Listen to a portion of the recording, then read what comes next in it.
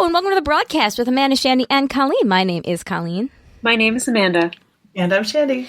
Welcome to the show, everybody. This is Season 4, Episode 5, and we've got our interview with Natalie Jablonski and Parker Yesko from the In the Dark podcast, and we're really excited for everybody to hear it. We had a really great time talking to them, and we're really grateful that they spared a few minutes of their time. A few minutes. We promised them a half hour, and we talked to them for 50 minutes, so we're very we're grateful. Very good sports, and you guys are in for a treat. Yes. And thank you.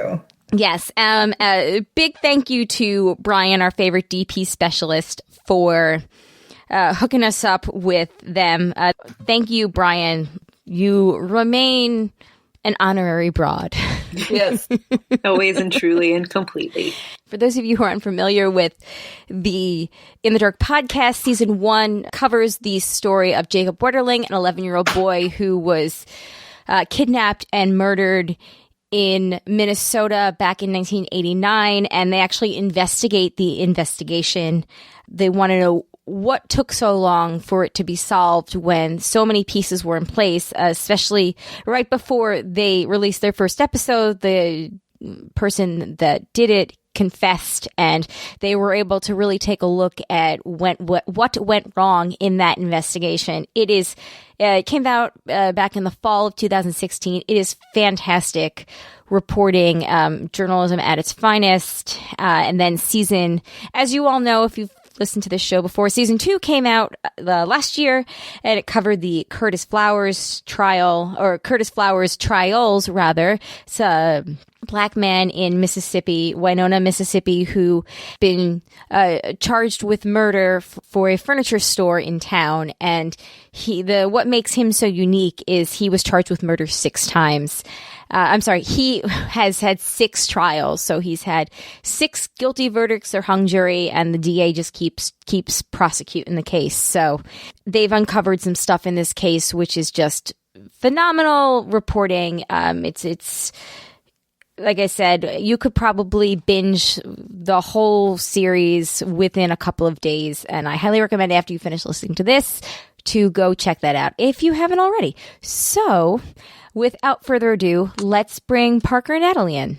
All right, everybody, we are now joined by Parker Yesko and Natalie Jablonski from In the Dark. Welcome, ladies. How's it going? Going great. Thanks for having us. Do you want to introduce yourselves so everyone can know your voices, and maybe tell us a little bit about yourselves, how you came to work at American Public Media and I guess APM, and how you ended up working on In the Dark?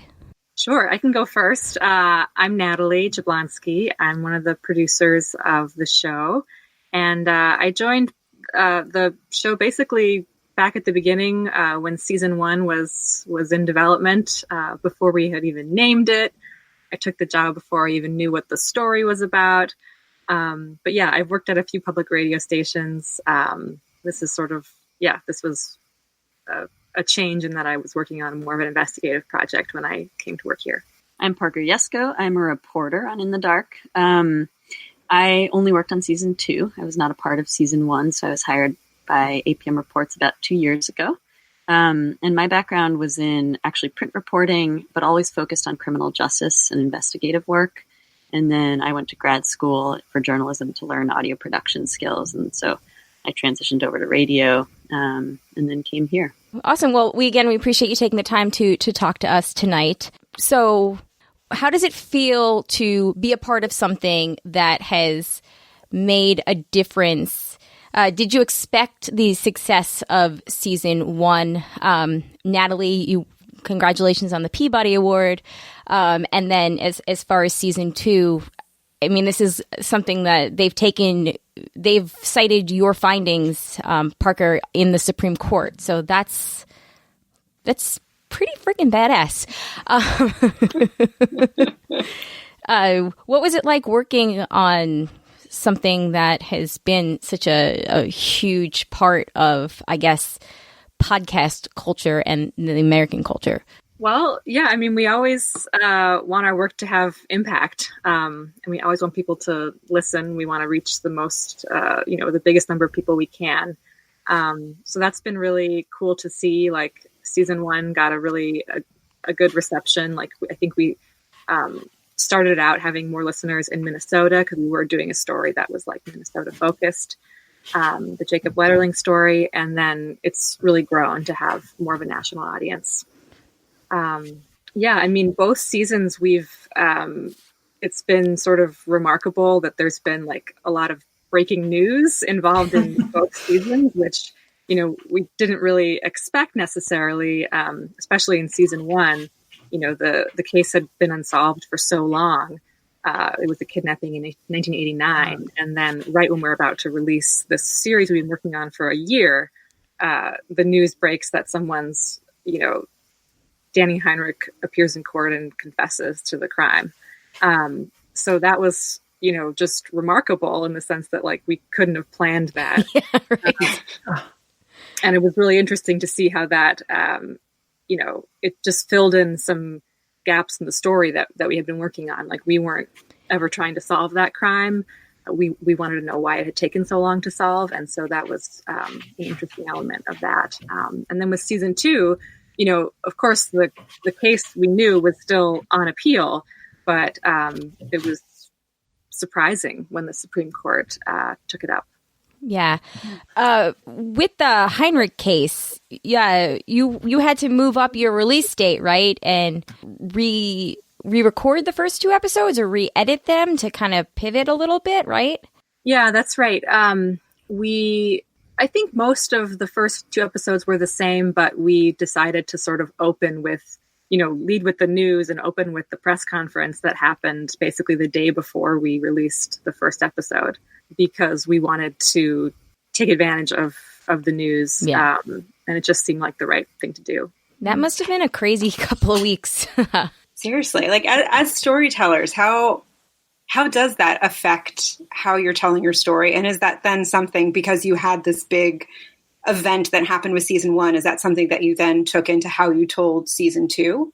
Yeah, I mean, like I said, like because with season 1, the question we had been asking all along was why had it taken so long to solve, and so, or why hadn't it been solved, and so that was sort of just a small shift over to why did it take so long.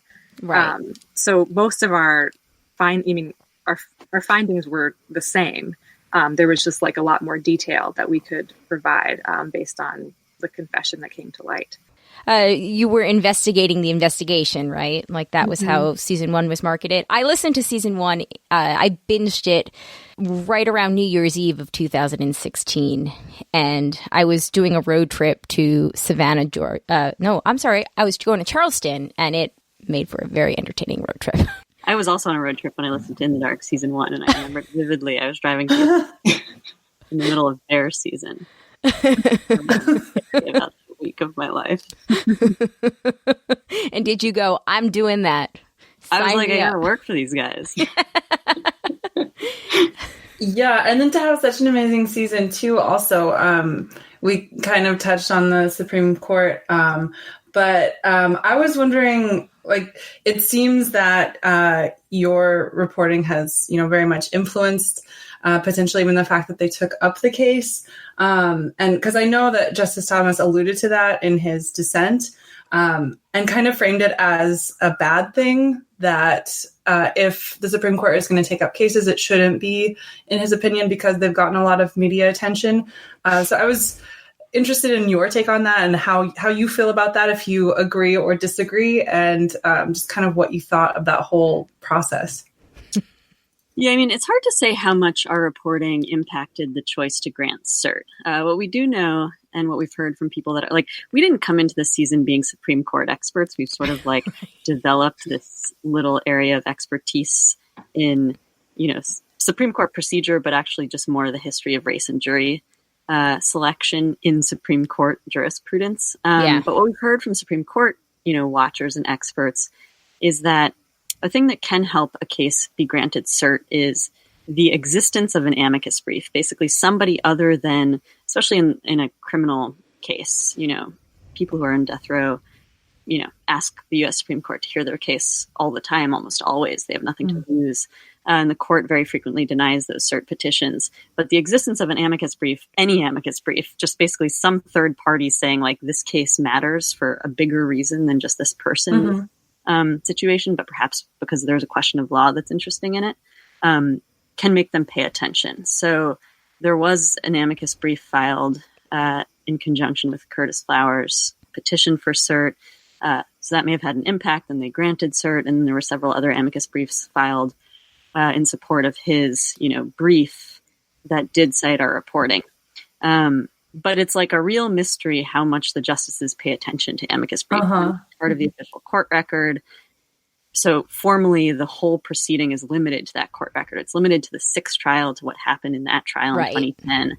And then there's just this like other stuff that floats around in these amicus briefs. And of course, in like the internet and the universe, which obviously Clarence Thomas is aware of, as you noted, and he noted, which I thought was cool.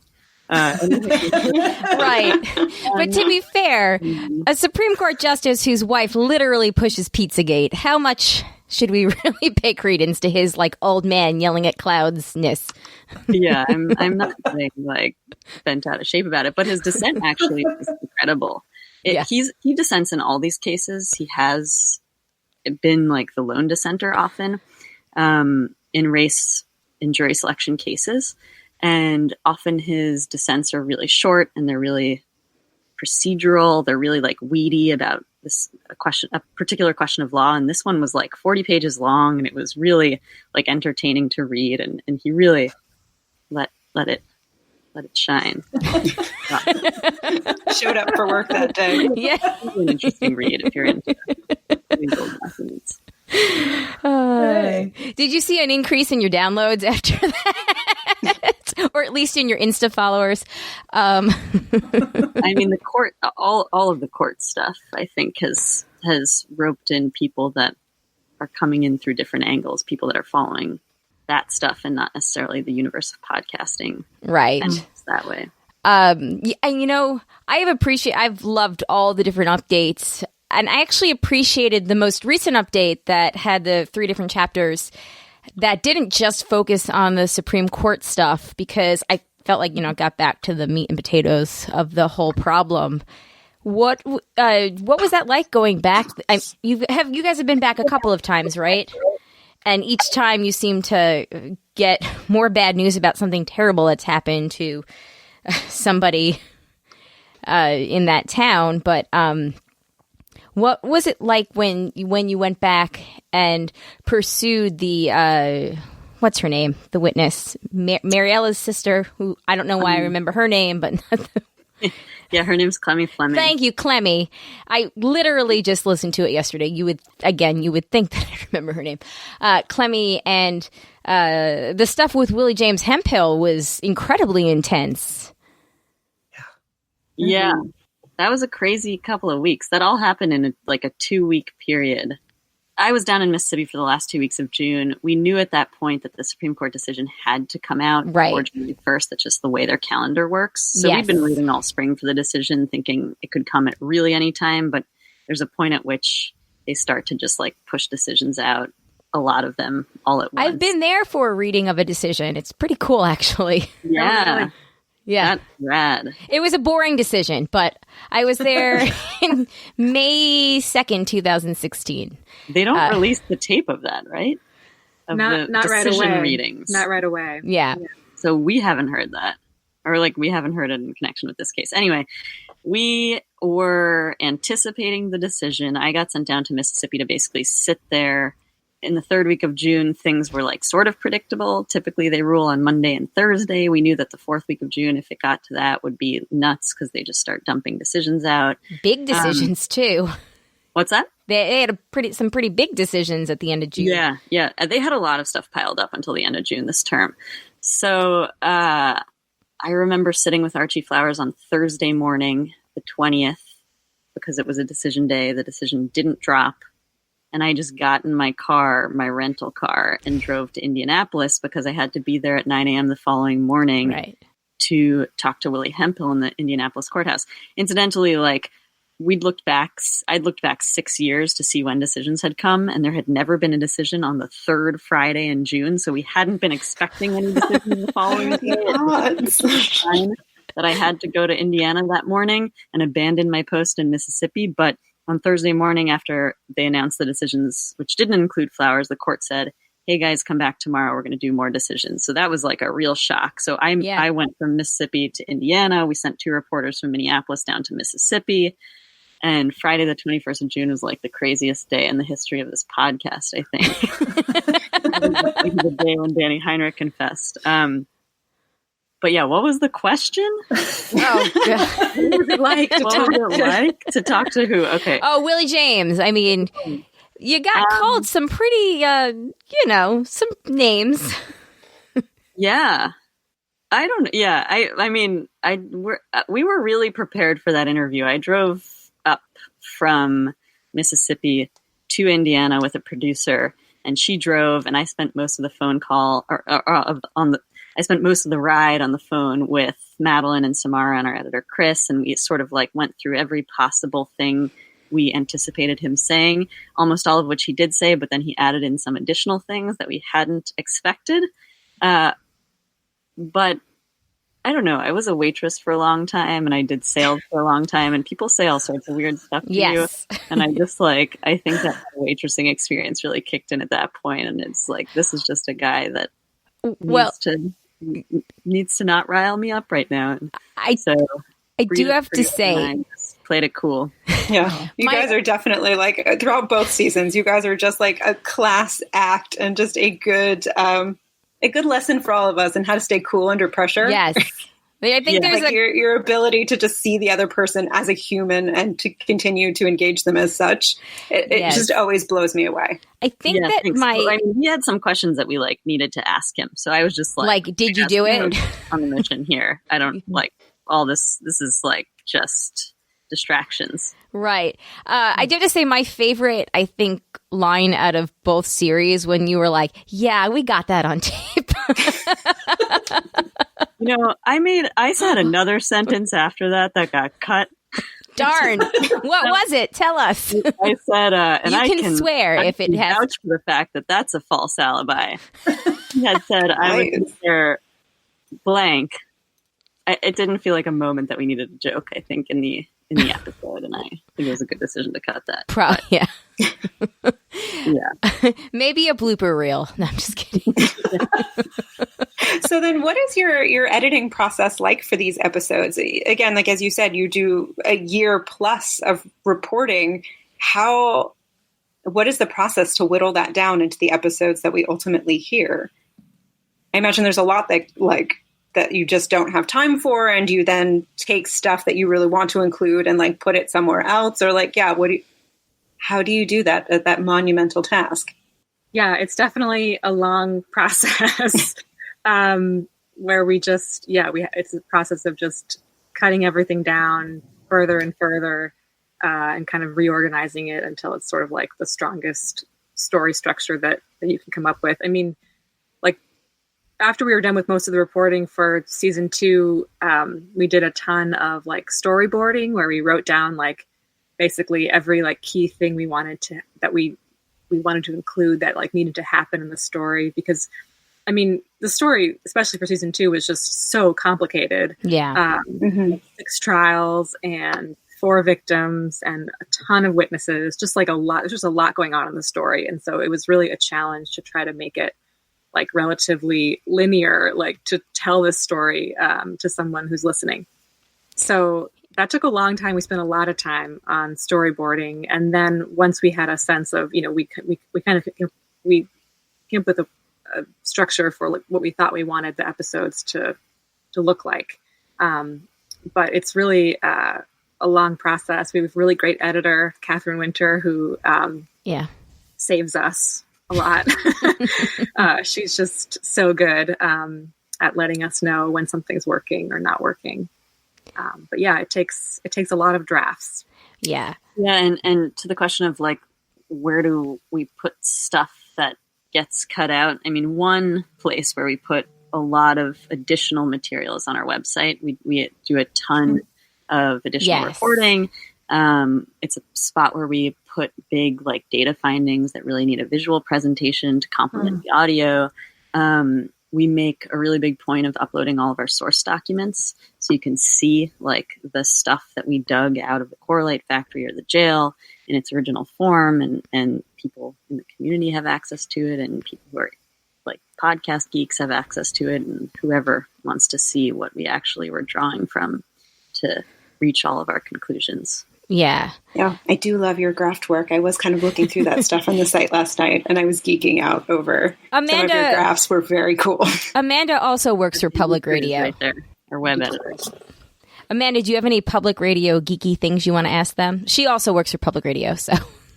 Wow. I mean, not so specifically, but I mean, I suppose the greater conversation of, and I know it's something that we've kind of talked about, Colleen Shandy and myself, about long form journalism and the sort of role it plays in a world where you have this cable and commercial and like really fast paced news and reporting, and the cycle is just really dizzying. And like how most people get their news from Twitter and Facebook nowadays. Right. But like public media still seems to be this pocket that really holds true and fast to this idea of taking the time and really doing long form deep dives and really telling a story right. And I don't know, in your guys' experience, do you feel that it is an asset? Like, do you think you could have done a story like this at something that isn't public media? Like, do you think you would have had the ability to spend this much time on a story if you were with a for-profit news agency? And does it make a difference? I think it does make a difference. I mean, I think we're really lucky to work somewhere that wants to invest in this kind of reporting and storytelling, and that we really did get to spend, at this point, it's been 2 years that we've been following the story of Curtis Flowers. I think like the podcast forum is awesome for this type of reporting because like I was saying, like we have so much stuff and we can put a lot on our website, but we couldn't fit it into a 4-minute radio segment. Like there's just a lot there. And to me, it's been gratifying to see that, people do really still like the longer format. Like people, I think, get really into it, and they are more invested in the story that they're listening to over like a series of episodes. I think people get kind of more invested over the course of the season, which I think is really cool. Yeah. I have to say that I love the way that each season reads kind of like, a multi-part newspaper article or something like that, or magazine story. I love the context that's provided in the different stories, like just the different things that you do to provide context, like the guy who in season 1, which we haven't really talked a whole lot about, but like I think season 1 was seriously my favorite podcast of 2016. I listened to it right at the very end of it, but took the cake or the crown or whatever. The story of how the Kearns County missed the guy that was raping people and killed that kid's family and never once asked about the toy Batman or the Batmobile. Mm-hmm. Or was it Bobby Joe who was accused of rape? And I love how everything gets flushed out into here's context behind this is why this matters. Mm-hmm. And like, just as a listener, I actually genuinely, really, really, really appreciate that. But pivoting for a minute, I know that in the Q&A after season 2, Samara and Madeline talked a little bit about how the team was received in the town, where after a certain amount of times it felt like, you weren't strangers anymore. You were someone that people knew because you were talking to family members and neighbors. And as female reporters, you seemed non-threatening. We just want to know if you could talk a little bit about how you think being a woman in journalism has affected your ability to report or to, I guess, conduct the investigations for the reporting. Do you think that people trusted you more? They were more likely to do that because you were women, because a lot of times in the professional world, we hear stories of women that complain that they're not taken seriously. Do you find that being a woman was to your advantage personally? Maybe, Willie James wouldn't have said that to you, Parker, if you weren't a woman, but you probably would have come up with something just terrible. Or do you think that maybe it doesn't matter in the end of it? I mean, I've never been a man reporting. You don't say. Basis for comparison. I don't know that people trust us more, but I think two things are true. One, we're certainly less physically intimidating. Yeah. And that is genuinely important when you're like showing up at somebody's house. We really made a point of like not showing up after dark, but like even in the broad daylight, if you're knocking on someone's door, it's nice to just be physically non-threatening. Yeah. And two, to your point, Colleen, like sometimes people do underestimate you, I think, and often that works to your advantage. Yeah. You can draw them out if they don't feel like you're a threat. Right.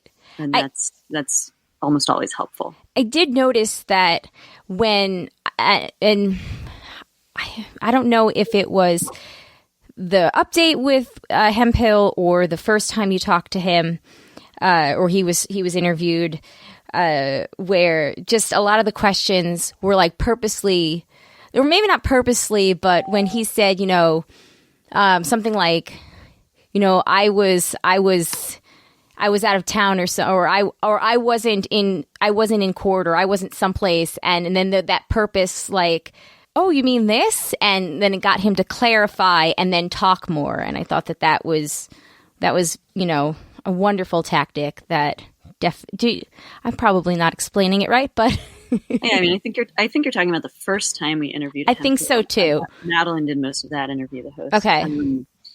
And she's like the most incredibly inspiring, skilled interviewer. Like I think we all variously do production for her in the field. I was miking her in that interview. Natalie's gone along with Madeline a lot. And so if you're the sort of second chair in the interview, you're sitting there with the mic, you're making sure you're getting the tape and like you press record and everything. And you're also listening to the interview and making sure if Madeline misses anything that you're sort of like routing back and you're making sure you get the answers to the questions you need. But like we all, I think, have learned from her style of, she's like really approachable. She makes people feel comfortable, but she's very dogged and persistent, and all of that kind of like mixes into the stew of a really amazing interview when you hear. Yeah. Right. And it's very unique. I feel like, and maybe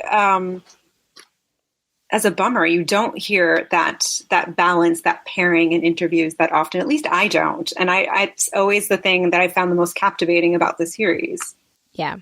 We have a couple of listener feedback questions. I won't take long, I promise. But before we do, could you tell us, what do you think was the most memorable or best experience that you had while doing the podcast, either season for you, Natalie? And then if you could also, two-part question. I guess I'm cheating with the last question thing. And then what's the biggest, I guess, maybe not change of perception, but takeaway that you got as a result of working on In the Dark? Like, I think it just like with any kind of, I listen to a lot of true crime podcasts in general, but just like, like with any experience that you're listening to, when you actually take the time to listen to somebody else's experience, you kind of come away learning something or with a little bit of a takeaway. What was your takeaway? So most memorable experience, good or bad, or best moment. I'll give you either way. And then what you took away. Okay, I'll go first. Sorry. One of the most memorable parts of reporting season 2, like we talked about this a little bit already, but we spent a lot of time showing up at people's houses unannounced, knocking on strangers' doors, because we had a really hard time reaching people on the phone. And so we would just sort of show up and say, can we talk to you? Yeah. And, I was kind of amazed at how often that worked and how nice a lot of people were about that. And I thought that was pretty cool. I mean, we try not to be intimidating. We try to be friendly and just sort of not freak people out. But at the same time, I was just kind of amazed at how many people were like, okay, sure. Yeah. Come in. I'll talk to you for 2 hours. Wow. That seems very small town kind of thing. Yeah. And let's see. The second question was something I learned. Big takeaway. One thing that's stuck with me that's been surprising is just in learning how, more about how the criminal justice system works and how sort of the courts work. I've been surprised at how much stuff is not, how much information, how many records are not easily available, and how much stuff isn't tracked. When we wanted to do this big jury data analysis about, how often was Doug Evans' office striking Black jurors versus white jurors over the course of his career. Well, I mean, even the very first step of that question, we had to figure out how many trials had actually happened. And as you hear in the podcast, Parker had to go compile that list herself. There was no, database that said, oh, there are 400 some trials that took place in these counties. That just doesn't exist. And so when we think about kind of transparency and just ability to know what's going on in our justice system, I think that's a big takeaway for me, that a lot of information is just either not available or not, not readily available, right, or not tracked. Right.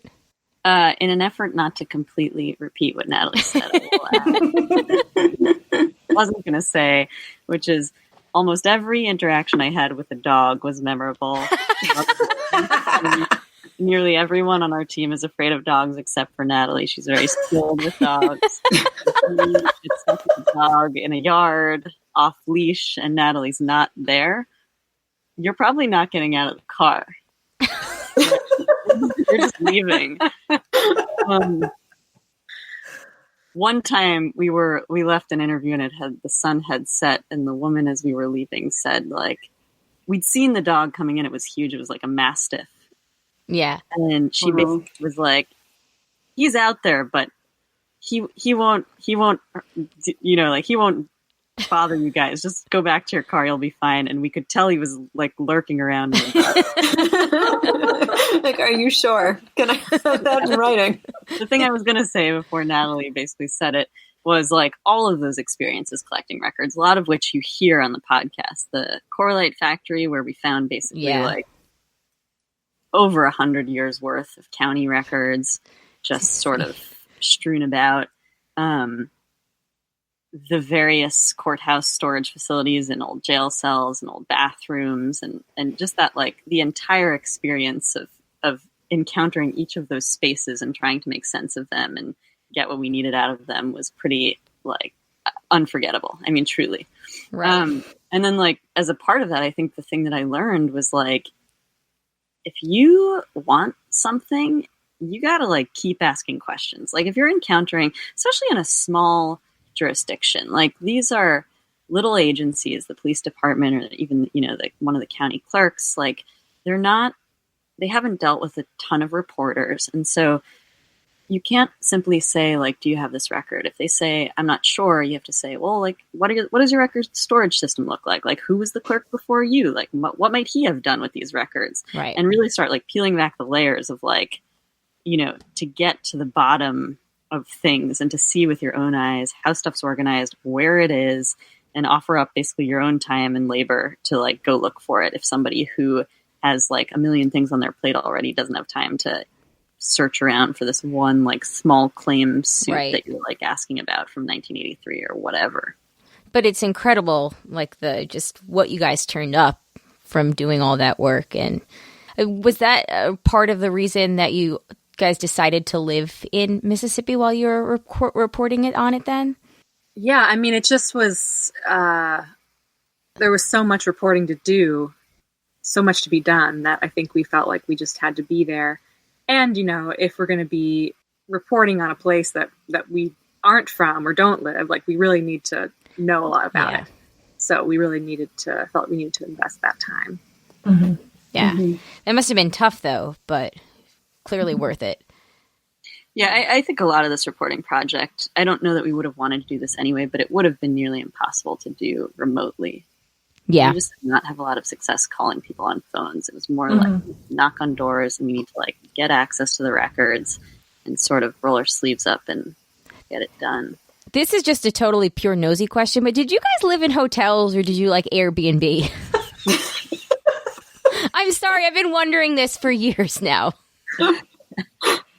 One of the first places we stayed was some like summer student housing in Oxford. Nice. Okay. Like some broken air conditioning. We did stay in some Airbnbs, and then eventually Parker found us a house that we could rent. That was actually like the cheapest situation. Awesome. And it was very And it near was- to a crawdad restaurant that I liked. Nice. Priorities, man. That was my angle. I'm sorry. Gotta be near the food. I know that wasn't here nor there, but like I have been thinking of that question every day for like a year and a half. So I just really wanted to know. And if we've learned nothing, if you want to know something, you have to keep asking questions. Yes. If we have learned nothing from this interview. All right. All right. Let's pivot into some of the. We've got 3 quick emails, and then we'll let you guys go. The first one is from Mike, and he says, "Hi everyone. My question for Natalie and Parker is if they were surprised by the amount of junk or pseudoscience used in police forensics, like blood splatter, ballistics, etc. It feels like this is something that, as a society, we should fully re-examine and deal with the damage, and be dealing with the damage that it has caused." Yes. I mean, specifically talking about the sort of ballistics that were used in the Flowers trials. This idea that you could match these bullets that were dug out of a post to this missing gun, like you could match the bullets from the post to the bullets from the crime scene. I mean, I didn't know anything about that at all, so Yeah. I did find it surprising. Yeah, absolutely. That lady was awesome, by the way. And I found it surprising that the firearms examiner who testified in several of the trials, David Balish, that he still stuck by his opinion and his testimony, even though in recent years that kind of analysis has been called into question. Yeah. So, yes. Yeah. America, man. America. We have another email from Brian. Ah, yes. Our good friend, Brian. Brian is the reason why you ladies are here with us. Yes. So Awesome. thanks, Yes, Brian. Our resident DP specialist. Our DP specialist, our He does resident death public penalty defender. for death penalty cases. But anyway, Brian. Brian says, I would like to ask the In the Dark team, what have you discovered are the common biases or misconceptions that make investigative reporting of criminal justice issues challenging? Second question, how do you manage the emotional... Oh, let's do these questions individually, because I don't want you guys to get too overwhelmed. So let's start with that question, and then he has 2 other short questions afterward. I don't know if I understand the question. Could you repeat the question? Sure. What have you discovered are common biases or misconceptions that make investigative reporting of criminal justice issues challenging? Biases or misconceptions that made reporting challenging? I think he's talking about racism. Racism, sexism. I mean, I think some of those things might make it hard to be processed through the criminal justice system. I don't know how much they made it hard for us to report. Yeah, I'm not sure I have a great answer for that. I mean, I think like we try to go into a story really open-minded. Like we, with any story, certainly with this story, we're going in with like this question of why, how could this happen? Why has Curtis Flowers been tried 6 times for the same crime? We go into that wanting to know the answer and trying to not have any, preconceptions about what that answer might be.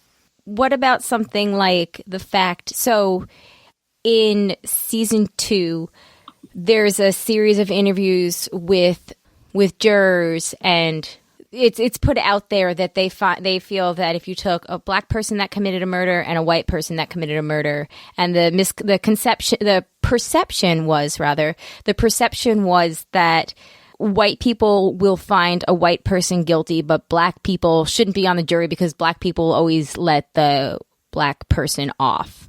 Do you find that talking to people who have these preconceived notions that are, deep rooted like social grievances and issues like that made it tough for you guys to really talk to people, because you weren't not even changing someone's mind.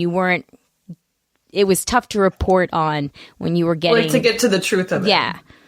Yeah, I mean, I think this is why it's so important that we spend so much time there. Like, the only way you can learn a place and you can understand what's really going on beneath the surface in a person or a community is just by, like, repeatedly, having interactions with them and understanding what motivates all sorts of behavior and understanding, like, the history of the place. And I don't know that, like, a year in a place certainly doesn't get you a complete understanding, but it can shed a lot of light on some pretty basic questions. Like a thing that was clear very early on was that the community was really racially divided in their views about the case. And so, like, recognizing that early on and then just always reporting against that, like understanding why it was happening, making sure we understood the history of race in this place, the history of race in the criminal justice system in this place, became like of paramount importance. And we try to weave that through the podcast all the time to contextualize constantly.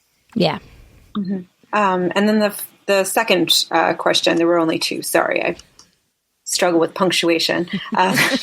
The second question in Brian's email, how do you manage the emotional impact of these stories? And then just at the end, he says, thank you so much for this important and amazing body of work. Much love to you all.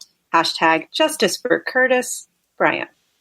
Yeah, I guess, I mean, I actually think like one of the most helpful things is just the fact that we do work on a team and we can kind of like just talk about stuff. Just talk about what the reporting has been like and some of the crazy things you heard or that we've heard in the course of interviews. I mean, it's just helpful to have other people there who you can kind of like just talk to. Because, yeah, I mean, we hear a lot of hard stories in the course of the reporting, and it's helpful for me at least to just have some other people who are kind of also learning those things. Yeah, ditto. Being on a great team is very helpful. Yeah. And at least we get to, like sort of, you can hear something really troubling, but we, at the end of the day, get to drive away and like sort of decompress. So, because you guys became somewhat close with Curtis's family, right? Was it difficult to compartmentalize, especially when his mother passed away and knowing, he wasn't even allowed to attend the funeral? We spent a lot of time with the Flowers family. Yeah. And I think, I definitely felt sad when Lola Flowers died. I think that's like a human response to that. Yeah. Someone that has passed away. And I think, at the same time, I think are very clear in our roles as journalists, and not as like friends, I think just that's a very clear line for us. And even like I went to Lola Flowers' funeral and, I'm there and I'm recording the whole time. So it's like very obvious what my role is. And that's, a little strange in that situation. Like you're at a funeral and you're like, can I record you? It's uncomfortable, but at the same time, it's like, it's just another reminder of like what my purpose there is, which is just to well, it's the part of the job. It's what you're there to do. Right? And I don't know how you guys sat through all the Heinrich confession stuff and didn't want to break a microphone or something. Yeah, that was tough to listen to for sure. Yeah. And then we have one final email and then we'll let you go. All right, so this is from Fallon, and she says, I'm a fan of the broadcast, and I'm a fan of In the Dark, so when the two things collide, my mind is blown. I'd like to thank all those involved with making the Into the Dark podcast. I feel that in a world of 24-hour newscasts, we forget what real journalism is and its applications. At the end of season 2, I was floored. I could not get this case out of my mind. I donated because I could not think of another time I have been so affected by such storytelling. Yes, I'm a J&J patron. I'm going to need a side hustle to cover my podcasting habit. Thank you, Fallon. I started researching how and when the Supreme Court announces decisions and obsessively updated my coworker and spouse about things I found out and any time a new podcast episode downloaded. That led me to educate myself on other cases pending SCOTUS decisions and generally felt more informed. It also reiterated the point that lower-level elected officials like judges and district attorneys do affect us, and that we have the power, said as Shira, to get them out when they fail us. In the bonus Q&A episode, when a question was posed of what could the listeners do to help, I thought the response was very diplomatic and tried to stay impartial as journalism should be. But after listening to the facts presented by the In the Dark investigation, I'm not partial, and I want to do something. I believe I read or heard Doug Evans is running unopposed again this year, so I guess I can't donate to his opposition. Is it too much to hope they will vote against him, leaving the seat empty? I'm comforted by the fact that if there is a 7th trial, the defense can present a very different case thanks to the investigation done by the In the Dark team. Unfortunately, I doubt an acquittal because I just don't have a lot of faith in people right now. Fallon. Thanks for donating. Yeah, thanks for donating. Thanks for Yeah. And hopefully your faith in people will be restored. Right. I don't have a lot of faith in people right now either, Fallon, but I do have faith that Curtis can get a fair shake here on the 7th time is going to be the charm, guys. That's crazy to say, but yeah. Natalie Parker, thank you, ladies, so much for joining us tonight. We really appreciate it. We look forward to any future season 1 or season 2 updates. I can't believe that we didn't really talk much about season 1 because I wanted to wax poetic about how incredible Patty Wetterling is because she's awesome. And oh my God, yeah. She's the one that actually gave me the biggest takeaway from both seasons is that somebody that can go through that and then, put forth this legislation and then actually take a step back from, being in something so intense and take a step back and see that, perhaps the harm that's causing more harm than good. And, I just thought that she was an incredible person and I just wanted to get that out there. But thank you guys so much. Thanks to Brian, who gave us the hookup. If anybody out there is listening to us new this episode, our previous episode where we went through, we talked specifically about season 2 of In the Dark with Brian, who, as we mentioned, is a public defender for a death penalty cases in Kentucky. So he sees things like this all the time.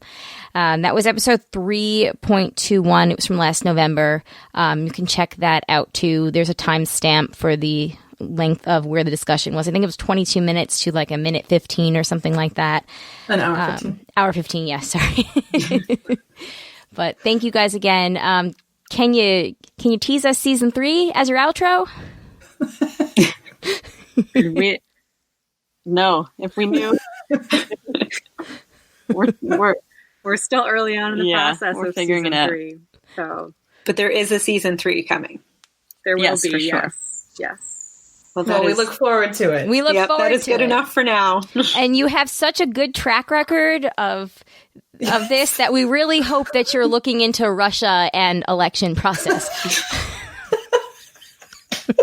Thank you so much, ladies. It was Thanks. fun. Thank you. Thank you. Have a good day. So much Thanks. for having us. Bye. Bye. All right. Thank you again to Parker and Natalie for joining us. Thank you guys for listening. If you have any feedback, questions, comments, you can go to the broadcast, email thebroadcasters3@gmail.com. You can give us a voicemail 331-273-2676. If you are just joining us, I encourage you to stick around, subscribe to a feed. we have a lot of fun here every week. We talk about, we talk about silly things. We talk about political things, social things. We take BuzzFeed quizzes sometimes. We read Amazon reviews of vibrators. So if you want, if you don't know, what you're going to get each week, stick around, because man, we're like girls' night in podcast form. We speak your feels, blah blah blah blah blah. But yeah, no, keep hang around. We're pretty cool. Thank you to the patrons.